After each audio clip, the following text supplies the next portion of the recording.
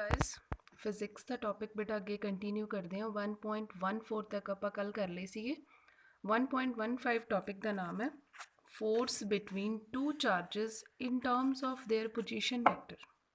देखो हुण फोर्स नू पोजीशन वैक्टर की टर्म च एक्सप्रैस करना। फस्ट ऑफ ऑल देखो पोजीशन वैक्टर हुंदा की है। फोर्स नू पोजीशन वैक्टर की फॉर्म च एक्सप्रैस करने के लिए आप कोई भी कोआर्डीनेट सिस्टम ले लिया।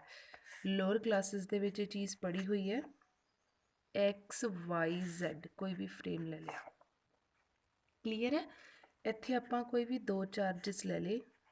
A पॉइंट है इत्थे Q1 चार्ज है, B पॉइंट है इत्थे Q2 चार्ज है। पोजीशन वैक्टर की हुंदा वा कि किसी भी पॉइंट की ओरिजिन दे विद रिस्पैक्ट, ओरिजिन मतलब जिथे सारे पॉइंट मिलते हैं, जिथे X भी 0 Y भी 0 Z भी 0, ओरिजिन तो उहदी पोजीशन कितनी है आपां पोजीशन वैक्टर कहा तो आप आ चीज़ लगाई किसी भी पॉइंट की ओरिजिन दे विद रिस्पैक्ट की पोजीशन आ that is called its position vector. Clear है। आपां इहदी ओरिजिन दे विद रिस्पैक्ट फाइंड करनी है। इहदी पोजीशन वैक्टर की फॉर्म दे विच आपां फोर्स फाइंड करनी है, मतलब R1 ते R2 की फॉर्म च फोर्स फाइंड करनी है। देखो राजे इहदे लई तुसीं कोई भी फोर्स लै सकदे हो। कल आपां F12 भी कीती सी, F21 भी कीती सी। F12 का मतलब की सीगा फस्ट दे उत्ते फोर्स लग रही है ड्यू टू सैकेंड। तुसीं इत्थे F21 भी लै सकदे हो, जिहड़ी मर्जी लै सकदे हो, नो इशू। आपां एक लैके एक्सप्रैस कर देनी है। ये कल की कीती सी आपां 1/4πε0 Q1 Q2 upon R² R21 दा कैप। देखो हुण आपां कह रहे हैं कि फस्ट ते फोर्स लग रही है सैकेंड दे करके। आपां आ चीज़ कर रहे हैं, फस्ट दे उत्ते फोर्स लग रही है ड्यू टू सैकेंड, मतलब कि यूनिट वैक्टर आपां लावांगे कि सैकेंड तो फस्ट ते फोर्स लग रही है। फोर्स बेटा कितनी लग रही है, ये भी आपां लाइक चार्जिस लए आ। फोर्स कितनी लग रही है F12, ये ते फोर्स लग रही है लाइक चार्जिस आ, मतलब आ इनू रिपैल कर रहा, रिपैल कर रहा पर ये धक रहा, मतलब इधरली साइड फोर्स लगूगी। सपोज इन्हां दे विचाले डिस्टेंस अपने को R है। क्लीयर है। डिस्टेंस R है, जी फोर्स लग रही है यूनिट वैक्टर किधर सैकेंड टू फस्ट लग रही है। आ चीज़ क्लीयर है। हुण इस इक्वेशन नूं आपां किस तरीके नाल लिखना, 1/4πε0 Q1 Q2 इत्थे आपां R नाल डिवाइड ते मल्टीप्लाई दोनों चीज़ां कर दो कि इत्थे R नाल मल्टीप्लाई कर दो, इत्थे R नाल डिवाइड कर दो। देखो ये मैं तेनों क्लीयर करूँगी कि आपां मल्टीप्लाई ते डिवाइड क्यों किया। नीचे डिवाइड की R³ बन गया, इधर आपां मल्टीप्लाई की। ठीक है। हुण देखो एक लोअर क्लास दे विच टर्म पढ़ी सी, unit vector is equal to vector divided by its magnitude. याद होवे कल आपां गल ये कीती सी कि जिहड़ा कल आ वैक्टर आ ये मैग्नीट्यूड दे डायरैक्शन दोनों दसदा। जिथे कुछ भी नहीं है वो कल्ला मैग्नीट्यूड है, जिथे कैप आया वो कल्ली डायरैक्शन दसदा। यूनिट वैक्टर है जिहड़ा किहदे इक्वल हुंदा vector divided by its magnitude. ध्यान दिओ देखो ये की आता है तुहाडे कोल डेफिनेशन आ, ये याद रखियो जिहड़ा यूनिट वैक्टर आ वो की दिंदा बेटा कल्ली direction.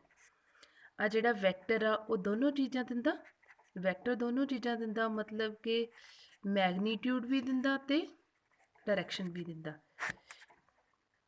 Vector divided by its magnitude Kalla magnitude ना मैग्नीट्यूड, डायरैक्शन डायरैक्शन रहेगी ना। ये आ चीज़ इत्थों बनी है। Vector divided by its magnitude is called unit vector. हुण देखो जे आपां इस वैक्टर नूं लिखना होवे R vector is equal to R into R cap, आ चीज़ हो सकती है। Vector sorry magnitude into unit vector is equal to vector आपां इत्थों कीती है जस्ट। हुण अपने कोल आ चीज़ बन गई ना R into R cap, R into R cap. इहदी जगह ते आपां वैक्टर लिख सकते हैं।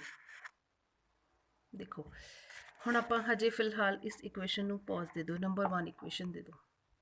देखो अपना इधरों चार्ज इधर जा रहा सी, इधरों चार्ज इधर जा रहा सी। हुण फोर्स अपनी किधरों किधर लग रही है, इधरों इधर फोर्स लग रही है, मतलब आ चीज़ है। +1 ਕਲਾਸ ਦੇ ਵਿੱਚ ਤੁਸੀਂ ਟ੍ਰਾਇੰਗਲ ਆਫ ਵੈਕਟਰ ਐਡੀਸ਼ਨ ਕੀਤਾ। ਆਪਾਂ ਨੂੰ ਆ ਵੀ ਪਤਾ R1 ਆ ਵੀ R2 ਪਤਾ, ਆਪਾਂ ਨੂੰ ਇੱਥੇ ਵੈਕਟਰ ਨਹੀਂ ਪਤਾ। ਆਪਾਂ ਇਹਦੇ ਲਈ ਹੀ ਇੱਥੇ ਤੁਸੀਂ ਲੋਅਰ ਕਲਾਸ ਦੇ ਵਿੱਚ ਟ੍ਰਾਇੰਗਲ ਆਫ ਵੈਕਟਰ ਐਡੀਸ਼ਨ ਕੀਤਾ ਸੀਗਾ। ਆ ਵੈਕਟਰ ਇੱਧਰ ਜਾ ਰਿਹਾ, ਅੱਗੇ ਇੱਧਰ ਜਾ ਰਿਹਾ, ਆ ਆਪੋਜ਼ਿਟ ਡਾਇਰੈਕਸ਼ਨ 'ਚ, ਜਿਹੜਾ ਆਪੋਜ਼ਿਟ ਡਾਇਰੈਕਸ਼ਨ 'ਚ ਉਹ ਇਹਦਾ ਰਿਜ਼ਲਟੈਂਟ ਹੁੰਦਾ। ਲੋਅਰ ਕਲਾਸ 'ਚ ਕੀਤਾ ਸੀ ਕਿ ਜਦੋਂ ਕੋਈ ਵੀ ਦੋ ਵੈਕਟਰ ਸਾਈਮਲਟੇਨੀਅਸਲੀ ਟ੍ਰਾਇੰਗਲ ਦੀਆਂ ਦੋ ਸਾਈਡ ਨੂੰ ਰਿਪਰੈਜ਼ੈਂਟ ਕਰਦੇ ਆ, ਤੀਜੀ ਸਾਈਡ ਉਹਦੇ ਆਪੋਜ਼ਿਟ ਆਰਡਰ 'ਚ ਹੁੰਦੀ ਆ, ਤਾਂ ਜਿਹੜੀ ਤੀਜੀ ਸਾਈਡ ਆ ਉਹ ਇਹਨਾਂ ਦੋਨਾਂ ਦਾ ਸਮ ਹੁੰਦੀ ਹੈ। ਤੀਜੀ ਸਾਈਡ ਮਤਲਬ ਕਿਹੜੀ? OA vector. ਤਾਂ ਇੱਥੋਂ ਦੇਖੋ ਮੈਂ ਕੀ ਲਿਖਿਆ, OA ਆ ਜਿਹੜੀ ਸਾਈਡ ਆ ਇਹਨਾਂ ਦੋਨਾਂ ਦਾ ਸਮ ਹੈ। OA is equal to OB plus BA।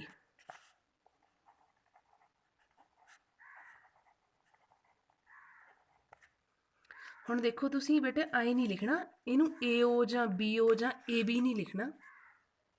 O ਤੋਂ A ਗਏ, O ਤੋਂ B ਗਏ, ਹੁਣ ਆਪਣੀ ਫੋਰਸ B ਤੋਂ A ਲੱਗ ਰਹੀ ਹੈ, ਸੋ ਇਹਨੂੰ ਆਪਾਂ AB ਨਹੀਂ ਲਿਖ ਸਕਦੇ, ਇਹਨੂੰ ਆਪਾਂ BA ਲਿਖਾਂਗੇ। ਆ ਕਲੀਅਰ ਹੋ ਗਈ?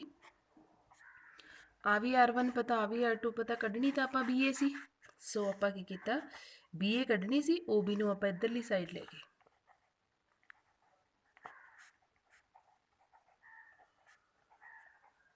ਕਈ ਵਾਰ ਬੱਚੇ ਬਹੁਤ ਗਲਤੀ ਕਰਦੇ, OB ਨੂੰ ਉੱਧਰਲੀ ਸਾਈਡ ਲੈ ਕੇ ਜਾ ਰਹੇ ਹੋ ਨਾ, OB ਦੇ ਅੱਗੇ ਮਾਈਨਸ ਆਊਗੀ ਹੈ ਨਾ, OA ਨੂੰ ਨਹੀਂ ਹਿਲਾਉਣਾ, OA ਦਾ ਕੋਈ ਸਾਈਨ ਨਹੀਂ ਚੇਂਜ ਕਰਨਾ, OA ਦੇ ਅੱਗੇ ਪਲੱਸ ਆ, ਐਜ਼ ਇਟ ਇਜ਼ ਉੱਦਾਂ ਹੀ ਰਹੇਗੀ।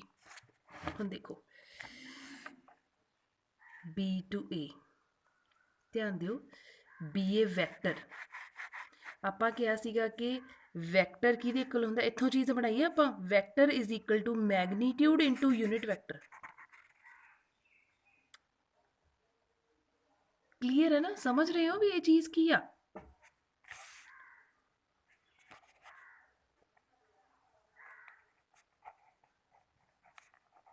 ਲਿਖ ਸਕਦੇ ਇਹਨੂੰ ਆਪਾਂ, ਆ ਵੈਕਟਰ ਕੱਢਣਾ,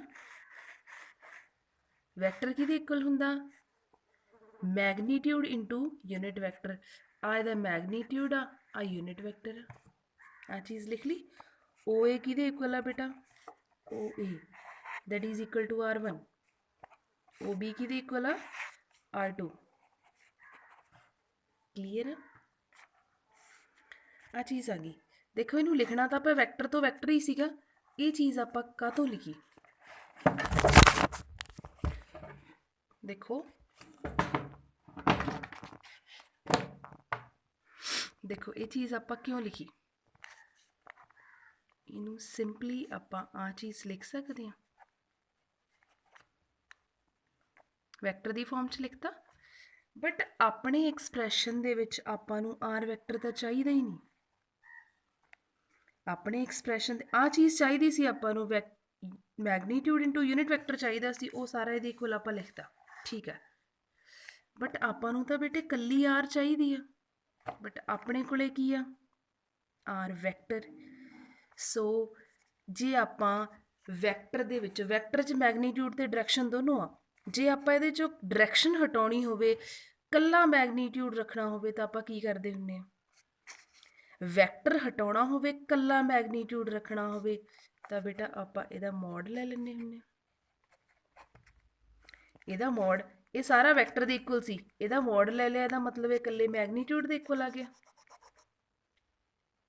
ਆ ਸਾਰਾ ਕੁਝ ਕੀਤਾ ਆਪਾਂ ਕਾਹਦੇ ਲਈ ਸੀਗਾ, ਇਹਨਾਂ ਦੋਨਾਂ ਦੀਆਂ ਵੈਲਿਊਜ਼ ਫਾਈਂਡ ਕਰਨ ਦੇ ਲਈ। ਹੁਣ ਆਪਾਂ ਨੂੰ R ਦੀ ਵੀ ਵੈਲਿਊ ਪਤਾ ਲੱਗ ਗਈ ਬੇਟਾ, ਆਪਾਂ ਨੂੰ R ਇੰਟੂ R ਕੈਪ ਦੀ ਵੀ ਵੈਲਿਊ ਪਤਾ ਲੱਗ ਗਈ, ਪੁੱਟ ਕਰ ਦੋ, ਆਹੀ ਫੋਰਸ ਚੱਕਣੀ ਆਪਾਂ, F12 is equal to 1/4 pi epsilon naught Q1 Q2 upon R cube सी, R क्यूब दी R दी वैल्यू कितनी है बेटा, R1 vector minus R2 vector दा क्यूब, अगे की सी R into R cap, R into R cap दी वैल्यू कितनी है, R1 vector minus R2 vector.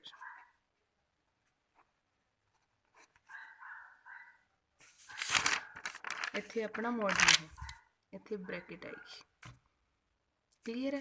ये तुहाडे कोले आ गई force in terms of position vector. ਕੁਝ ਬਹੁਤ ਜ਼ਿਆਦਾ ਯੂਜ਼ ਨਹੀਂ ਹੁੰਦਾ। ਕਈ ਵਾਰ ਤੁਹਾਡੇ ਕੋਲ ਡਾਇਰੈਕਟ ਆਰਟੀਕਲ ਆ ਜਾਂਦਾ 3 ਜਾਂ 4 ਨੰਬਰ ਦੇ ਵਿੱਚ ਪੇਪਰ ਦੇ ਵਿੱਚ ਕਿ ਜਿਹੜੀ ਫੋਰਸ ਆ ਕੂਲਮ ਫੋਰਸ ਆ ਉਹਨੂੰ ਤੁਸੀਂ ਇਨ terms of position vector express ਕਰੋ। ਇਸ ਟੌਪਿਕ ਨੂੰ ਚੰਗੀ ਤਰ੍ਹਾਂ ਕਲੀਅਰ ਕਰੋ ਬੇਟਾ, ਜੇ ਪ੍ਰੋਬਲਮ ਆਈ ਤਾਂ ਪੁੱਛੋ।